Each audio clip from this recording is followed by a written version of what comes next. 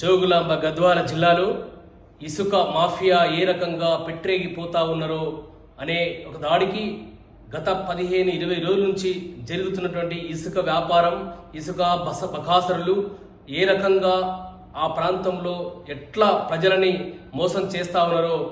మీ దృష్టికి కొన్ని విషయాలు తీసుకొచ్చేయడానికి ప్రయత్నం చేస్తూ ఉన్నాను. నేను ఇసుక వ్యాపారం చేయడం తప్పు కాదు, కానీ ప్రభుత్వ పనుల పేరు మీద ఇసుక బిల్లులని తీసుకొని వారు ప్రభుత్వ కార్యాలయాలకు కన్స్ట్రక్షన్ కోసం తీసుకొని దానికి వాడకుండా, ప్రభుత్వ కార్యాలయాలకు వాడకుండా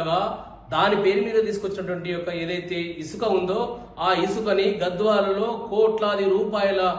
మాఫియాని ఈరోజు గద్వాల ప్రాంత అధికార పార్టీ నాయకులు చేస్తా ఉన్నారు. ఇవి అన్ని విషయాలని గత నెలలో అక్టోబర్ 28వ తారీఖు రోజున